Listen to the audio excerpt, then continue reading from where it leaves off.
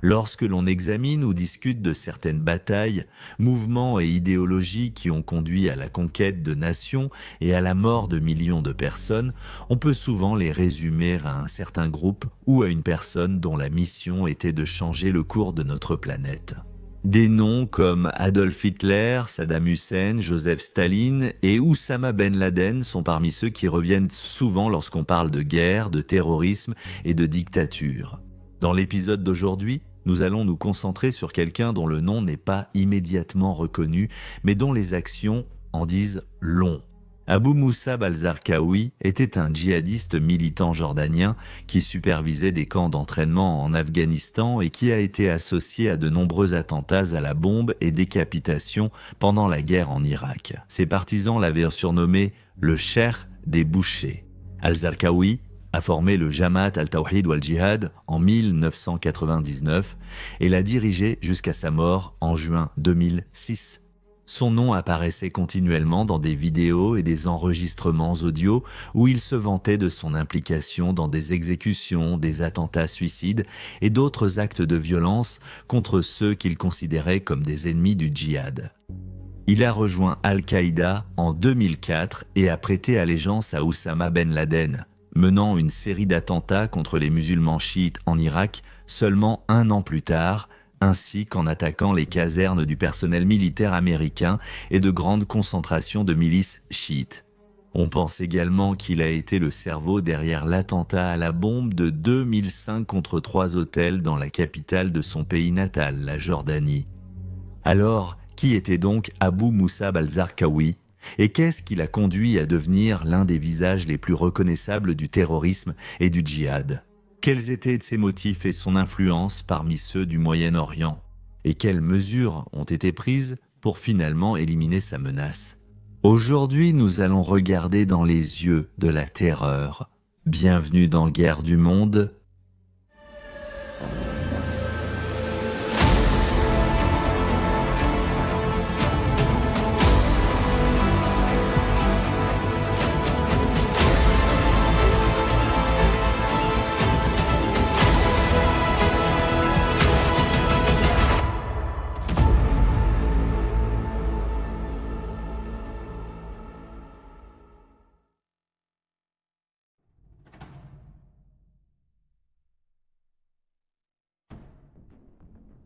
Abu Musab al-Zarqawi, né Ahmed Fadil Nazal al-Khalala, est né en 1966 dans la pauvreté, dans le pays semi-aride de la Jordanie.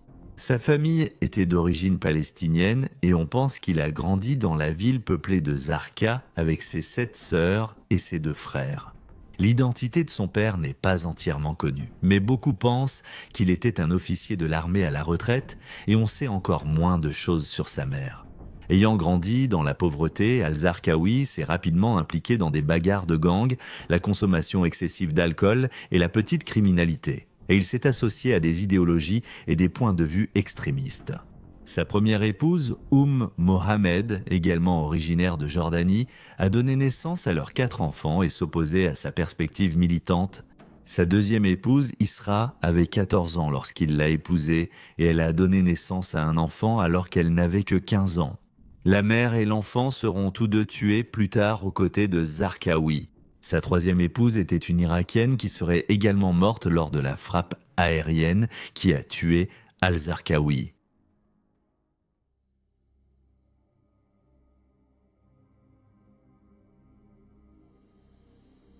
Alors, qu'est-ce qui rend cet extrémiste radical si particulier et si éminent parmi ses compagnons idéologues ?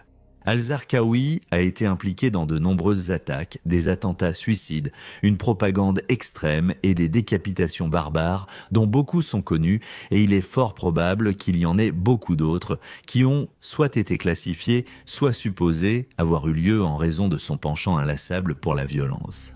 Il faudrait de nombreuses heures pour disséquer chacun de ces actes de brutalité, alors concentrons-nous sur ce que beaucoup considèrent comme étant lié à son ascension au pouvoir. Daesh, ou l'État islamique, est un groupe terroriste majeur qui opère pratiquement dans toutes les régions du monde. Leur portée mondiale auprès des jeunes via les réseaux sociaux, le dark web et d'autres tactiques de lavage de cerveau a conduit de nombreux individus à prêter allégeance à leur cause et à participer à de multiples actes de terrorisme au nom de leur organisation. Bien que le groupe soit encore relativement nouveau parmi les organisations terroristes mondiales, Daesh a certainement marqué son empreinte à travers le monde et continue de recruter, d'opérer et de diffuser sa propagande dans l'espoir d'un califat mondial. Et pourtant, tout comme les nazis en Allemagne pendant la Seconde Guerre mondiale, tout a commencé avec un seul homme, Abu Musab al-Zarqawi.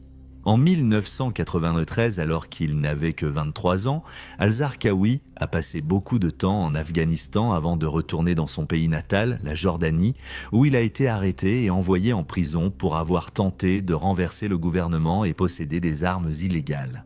Pendant le temps qu'il a passé dans le centre de détention, al-Zarqawi a refusé de changer de vie. Au lieu de cela, il a profité de ce temps pour étudier les enseignements du Coran et manipuler son message afin de recruter d'autres détenus, les encourageant à participer à un éventuel djihad islamique. Une amnistie royale en 1999 a libéré al-Zarqawi, lui permettant de retourner en Afghanistan pour rencontrer l'un des terroristes les plus radicaux, Oussama Ben Laden. Fait intéressant, il laissait noter que ces deux fanatiques égocentriques ne se sont pas appréciés lors de leur première rencontre. Selon le général de corps d'armée à la retraite Mike Flynn, ancien directeur de la Defense Intelligence Agency des États-Unis, al-Zarqawi était incroyablement brutal et il l'a décrit comme semblable à Hitler, soulignant ainsi l'importance de son influence auprès de nombreux jeunes hommes désabusés. Dans une interview réalisée par Cable News Network pour leur série déclassifiée, l'ancien conseiller à la sécurité nationale de l'administration Trump a déclaré, je cite, qu'il était un dictateur avec un plan. Son plan était de tuer autant de personnes que possible qui ne voyaient pas la vie comme lui et de changer le visage et la nature du Moyen-Orient et franchement du monde islamique. Fin de citation. Après les attentats du 11 septembre contre le World Trade Center, orchestrés par Oussama Ben Laden et ses sbires, al-Zarqawi s'est rendu en Irak et dès 2003, il était à la tête d'une offensive féroce de 3 ans menée par des attaques coordonnées dans le pays ainsi que contre des cibles américaines. Il a appelé son groupe Al-Qaïda en Irak. Avec le temps, Zarqawi a continué d'utiliser ses relations et son charisme pour recruter, endoctriner et envoyer de nombreux partisans à la mort, soit sur le champ de bataille, soit par des attentats à suicide, afin de réaliser sa vision d'un califat mondial et d'un État islamique. Mike Flynn a commenté l'influence rapide et étendue que l'extrémiste exerçait au sein de la communauté islamique. Il affirme: face à la situation actuelle, je vois Zarqawi partout sur le champ de bataille. Zarqawi est le père de l'État islamique. Fin de citation. Le général de l'armée américaine Stanley McChrystal a commenté son statut quasi culte en reconnaissant que, je cite, « il a créé quelque chose de plus grand qu'une petite organisation terroriste. Il a créé un mouvement. » Fin de citation. L'accélération de Daesh, grâce aux enseignements déformés d'al-Zarqawi et à ses idéologies de propagande, signifiait qu'il n'était pas seulement un soldat terroriste, mais un cerveau puissant et manipulateur qui devenait rapidement une menace monumentale pour la sécurité nationale et internationale. Comme mentionné précédemment, les premières rencontres entre al-Zarqawi et le visage d'Al-Qaïda, Oussama Ben Laden, ne se sont pas déroulées comme prévu. Les deux fanatiques se sont immédiatement détestés. On disait que Ben Laden était totalement en désaccord avec l'agenda de Zarqawi et ses attaques coordonnées contre d'autres musulmans. McChrystal commente la vision puissante exposée par Zarqawi qui a mené au désaccord entre les deux hommes. Il déclare, je cite, « Ce qu'il essayait de faire, c'était de créer une guerre civile entre sunnites et chiites. » Fin de citation, créant ainsi d'importantes complications, des problèmes de sécurité et des revers pour la coalition militaire dirigée par les États-Unis. Malgré leur message supposé d'unifier les musulmans dans un califat mondial et un État islamique, à ce jour, Daesh continue de cibler les musulmans qui ne suivent pas son interprétation de la foi. L'une de ces atrocités a été commise le 25 mars 2016 lorsqu'un kamikaze s'est fait exploser dans une foule après un match de football local dans le village d'Al-Asriya, près d'Iskandaria dans le gouvernorat de Babel, une zone mixte sunnite-chiite. Malheureusement, 41 personnes ont perdu la vie et plus de 100 personnes ont été blessées, y compris des enfants. Il a également été rapporté que le maire Ahmed Cheika faisait partie des personnes tuées dans l'explosion. Comme nous l'apprendrions plus tard, comme pour de nombreuses attaques à travers le monde, le groupe État islamique revendiquera la responsabilité de l'attaque.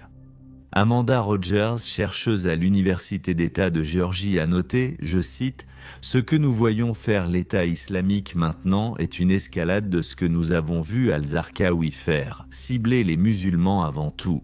C'est la base d'Al-Zarqawi. » Fin de citation. Puis, en 2004, dans la ville irakienne de Falloujah, des généraux américains ont observé comment des foules d'anciens militants de Saddam Hussein sont devenus fidèles à Zarqawi et aux idéologies de l'État islamique. Ce changement rapide de dynamique signifiait que le pouvoir des extrémistes avait atteint des niveaux inquiétants et la première bataille de Falloujah allait commencer après une riposte militaire à l'assassinat brutal de 4 contractuels américains dont les corps mutilés furent pendus à un pont. 27 soldats américains ont été tués lors du siège et Falloujah devint la première ville irakienne capturée et revendiquée par l'État islamique. À partir de là, ils allaient faciliter l'envoi de kamikazes vers Bagdad depuis la région. La phase suivante a été marquée par la diffusion de vidéos montrant des actes de brutalité. Propagande, torture et décapitation. Si le monde ne connaissait pas Abu Musab al-Zarqawi auparavant, il allait bientôt apprendre son nom, voir son visage et assister à ces sinistres mises en scène dans des vidéos où une série d'enlèvements avait lieu et où le meurtre de ses victimes était diffusé en direct puis publié en ligne par Abu Musab al-Zarqawi et ses fidèles partisans. Le premier enlèvement fut celui de l'entrepreneur américain Nicolas Berg en mai 2004. Nicolas Berg était un réparateur indépendant de tours radio qui s'était rendu en Irak après l'invasion des États-Unis, mais il a rapidement été enlevé par le groupe extrémiste, puis décapité par la suite. Daesh a déclaré que ce meurtre répondait aux tortures et mauvais traitements subis par des prisonniers à Abu Ghraib impliquant l'armée américaine et des détenus irakiens. La CIA affirmera plus tard que Nicolas Berg a été assassiné par Abu Musab al-Zarqawi lui-même. La vidéo de cette décapitation horrible a été diffusée sur Internet, apparemment depuis Londres, vers une page d'accueil hébergée en Malaisie par l'organisation islamique Jama'at al-Tawhid wal-Jihad. Ce choc a poussé le groupe à commettre d'autres enlèvements et décapitations, dont beaucoup ont été perpétrés par la cellule terroriste tristement célèbre connue sous le nom des Beatles, et en particulier par l'homme surnommé Jihadi John. Mohamed Majouassi, également connu sous le nom de Jihadi John, était un militant britannique d'origine koweïtienne, aperçu dans plusieurs vidéos produites par l'État islamique en 2014 et 2015. Il a finalement été tué lors d'une frappe de drone ciblée à Raqqa, en Syrie, la capitale de facto de l'État islamique.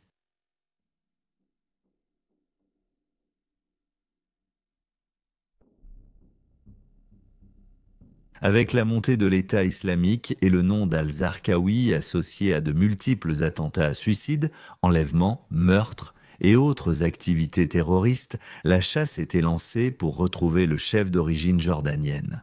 Les plans pour capturer ou même tuer ce dictateur radical ont commencé immédiatement après l'effondrement du régime de Saddam Hussein en Irak. Malheureusement, les premières tentatives pour assurer son arrestation ont été contrecarrées en raison de divers problèmes.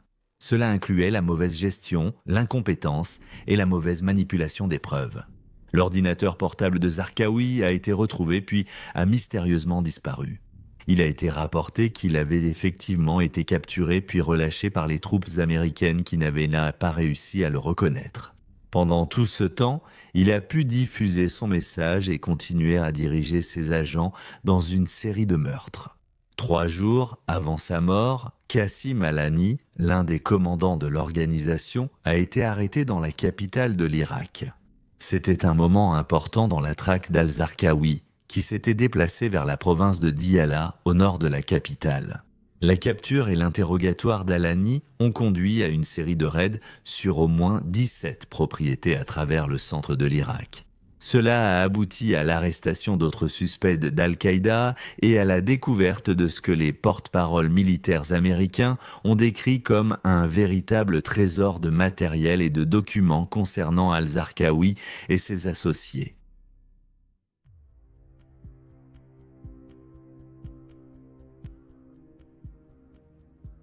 Finalement, après sa montée soudaine au pouvoir, ainsi que son règne de violence, de meurtre et de terreur, Abu Musab al-Zarqawi a été tué lors d'une attaque ciblée le 7 juin 2006, alors qu'il assistait à une réunion dans une planque isolée à environ 8 km au nord de Bakuba. Il a été rapporté qu'à 14h15, Greenwich Mean Time, 2 chasseurs F-16C de l'États-Unis Air Force avaient survolé la zone et identifié rapidement le bâtiment, avant de larguer 2 bombes de 500 livres, une GBU, 12 guidées par laser et une GBU, 38 guidées par système de positionnement global sur les occupants, tuant le chef terroriste ainsi que 5 de ses hommes de main. Bien que les incidents précédents aient mis dans l'embarras les organisations qui poursuivaient ce militant, il a été révélé par la suite que la force opérationnelle conjointe, la force opérationnelle 145, le suivait depuis un certain temps déjà. La traque d'al-Zarqawi est détaillée dans le livre Task Force Black, écrit par Mark Urban, un journaliste, historien et animateur britannique, qui est également écrivain et commentateur pour le Sunday Times, spécialisé dans la défense et les affaires étrangères. Dans son livre, il est dit que des renseignements ont été obtenus auprès d'un haut dirigeant d'Al-Qaïda en Irak, que l'auteur surnomme Abu Haider, qui avait été capturé lors de l'opération Larchwood 4. Cette opération particulière a été lancée en avril 2006 par l'escadron B du 22e régiment britannique du Special Air Service, soutenu par les forces américaines, afin de frapper une ferme occupée par Al-Qaïda à Youssoufia, dans le gouvernorat de Bagdad en Irak. Elle a été considérée comme un succès monumental et vital et a finalement conduit à la mort d'al-Zarqawi en juin de la même année. L'opération Larchwood 4 a été élaborée à partir de renseignements recueillis lors de précédents raids menés par l'escadron B du Special Air Service et l'escadron B du 1er détachement opérationnel des forces spéciales Delta. Les raids ont eu lieu les 8 et 13 avril 2006 au cours desquels 7 insurgés ont été éliminés au total et divers renseignements ont été recueillis et transmis au commandement des opérations spéciales conjointes, également connues sous le nom de Joint Special Operations Command. L'opération faisait partie d'une série de procédures tactiques menées dans ce qui est devenu connu sous le nom de Triangle de la mort. Ce nom a été donné à une région du sud de Bagdad connue pour ses combats intenses, sa violence et l'activité des insurgés pendant l'occupation menée par les États-Unis de 2003 à 2011 et l'opération a été menée par la Delta Force et d'autres forces américaines. La maison où Zarqawi se cachait était surveillée depuis plus de 6 semaines avant sa mort. Avec l'aide des services de renseignement jordaniens, la Task Force 145 a pu déterminer formellement que le terroriste était retranché et dirigeait ses opérations depuis cette résidence. Une fois les bombes larguées, la zone a rapidement été sécurisée par les forces de sécurité irakiennes.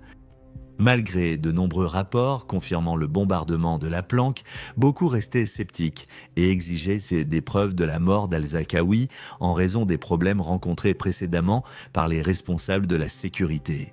Cela serait rendu public le 8 juin 2006, lorsque les forces de la coalition ont confirmé que le corps retrouvé sur les lieux était bien celui de Zarqawi. En utilisant la reconnaissance faciale, la prise d'empreintes digitales ainsi que la comparaison des cicatrices et des tatouages, ils ont finalement pu satisfaire les sceptiques. L'un des principaux lieutenants d'al-Zarqawi, le conseiller spirituel Cheikh Abd al-Rahman, a également confirmé publiquement sa mort. Des sources militaires des États-Unis avaient initialement rapporté que Zarqawi avait été tué directement lors de l'attaque. Le lendemain, le général de division William Caldwell a déclaré que la victime avait brièvement survécu au bombardement, avait été mise sur une civière, puis était rapidement décédée de ses blessures. Les 5 autres associés ont été tués sur le coup lors de l'explosion. Caldwell a également été obligé de rejeter publiquement les affirmations faites par un Irakien local qui disait avoir vu des soldats américains battre Zarqawi à mort après le bombardement.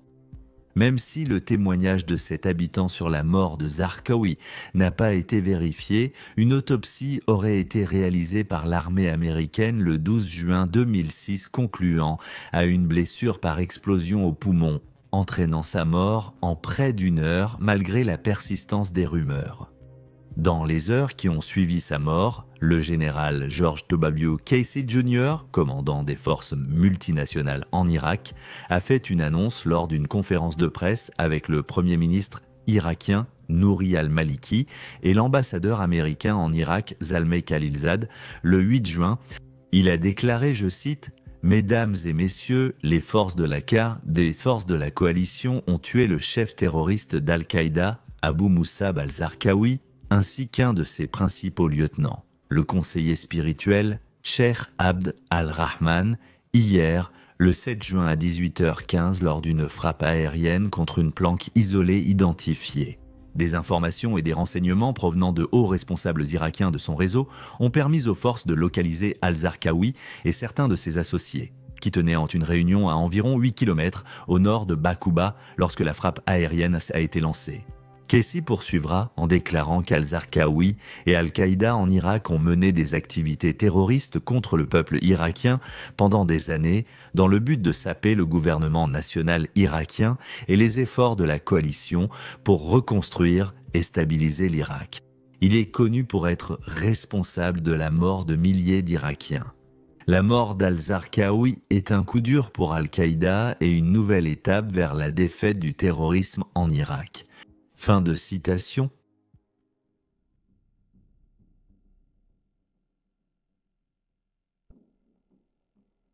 Le 30 juin 2000, Oussama Ben Laden a diffusé un enregistrement audio dans lequel il a déclaré, je cite, « Notre nation islamique a été surprise de voir son chevalier, le lion du djihad, l'homme de détermination et de volonté, Abu Musab al-Zarqawi, tué lors d'un raid américain honteux. Nous prions Allah de le bénir et de l'accueillir parmi les martyrs, comme il l'espérait. » Fin de citation. Malgré leurs désaccords initiaux et leurs ressentiments apparents l'un envers l'autre, Ben Laden a fait l'éloge de son allié tombé au combat, confirmant qu'il avait été conseillé de poursuivre l'assaut et l'élimination des forces dirigées par les États-Unis en Irak, mais aussi, je cite, « Pour ceux qui se sont levés pour combattre aux côtés des croisés contre les musulmans, alors il doit les tuer qui qu'ils soient, quelle que soit leur secte ou leur tribu. » Fin de citation. En d'autres termes, la haine, l'idéologie et la soif de torture, de violence et de guerre sainte restaient au cœur de l'agenda des terroristes. Peu de temps après que Ben Laden ait exprimé sa reconnaissance envers Zarqawi, il a publié un autre enregistrement audio pour déclarer, je cite, « Les moudjahidines de l'organisation Al-Qaïda ont choisi le cher frère Abu Hamza al-Muhajir comme leur chef pour succéder à l'émir Abu Musab al-Zarqawi. Je lui conseille de concentrer son combat contre les Américains et tous ceux qui les soutiennent et s'allient à leur guerre contre le peuple de l'islam et de l'Irak. » Fin de citation. Cependant, contrairement à l'éloge d'Al-Qaïda, un site d'analystes stratégiques basé aux États-Unis a affirmé que la veille de la mort d'al-Zarqawi, lors de la frappe aérienne, il est très probable que le militant ait outrepassé sa position, ce qui aurait entraîné une méfiance au sein d'Al-Qaïda. Sa ténacité constante entourant la haine envers les musulmans, chailleurs et l'ordre de nombreux assassinats au Moyen-Orient, sans parler de sa personnalité égocentrique, ont amené beaucoup à remettre en question son leadership et, finalement, à le trahir. Un rapport du New York Times du 8 juin a évoqué la trahison apparente et a indiqué qu'au moins un de ses compagnons d'Al-Qaïda, qui était régulièrement vu avec Zarqawi, s'est retourné contre ses camarades extrémistes et a révélé sa localisation aux services de renseignement jordaniens ainsi qu'aux Américains. La société de presse a également affirmé qu'un responsable jordanien anonyme avait confirmé que Zarqawi avait été retrouvé grâce à l'aide d'un agent d'Al-Qaïda capturé, nommé Zayad Khalaf Raja al-Kabouli. En ce qui concerne les forces alliées au Royaume-Uni et aux États-Unis, lorsqu'on lui a demandé si la mort de Zarqawi aurait un impact sur la situation au Moyen-Orient et apaiserait le conflit tant à l'intérieur qu'à l'échelle mondiale, le Premier ministre de l'époque, Tony Blair, a déclaré, je cite, « Cela ne va pas changer avec la mort de Zarqawi. Nous ne devrions pas nous faire d'illusions à ce sujet. » Fin de citation. Malheureusement, Blair avait raison car encore aujourd'hui, Daesh continue de recruter, de former des cellules dormantes et de mener des attaques meurtrières partout où il le juge nécessaire. 10 ans après la mort de Zarqawi, Daesh a réuni assez de soutien et d'armes pour contrôler des territoires du nord de la Syrie, au centre de l'Irak. Le groupe se vante également d'avoir pris le contrôle de certaines zones dans d'autres régions, ainsi que de posséder et parfois de détruire des antiquités inestimables et de prendre de jeunes femmes comme esclaves afin de recruter de nouveaux membres. Nous vivons dans un monde où la violence, la terreur et la guerre font rage partout où nous regardons. Si vous allumez simplement votre télévision ou consultez les réseaux sociaux, vous pouvez être témoin des atrocités qui se produisent partout dans le monde et de la mort et de la destruction qu'elles laissent derrière elles. Cependant, avec l'avancée des technologies militaires, des drones et peut-être même de l'intelligence artificielle, la lutte contre des personnes comme Abu Musab al-Zarqawi, Daesh et d'autres groupes terroristes devient de plus en plus efficace. Il existe aussi le risque que ces technologies soient corrompues, piratées ou volées, puis utilisées contre nous par des cellules dormantes ou des trafiquants d'armes, ce qui représente un autre combat, peut-être à aborder dans une autre vidéo. Quoi qu'il en soit, même si Daesh peut survivre, son fondateur et chef extrémiste, Abu Musab al-Zarqawi, n'est plus. Et avec le temps, son héritage et son influence s'estomperont.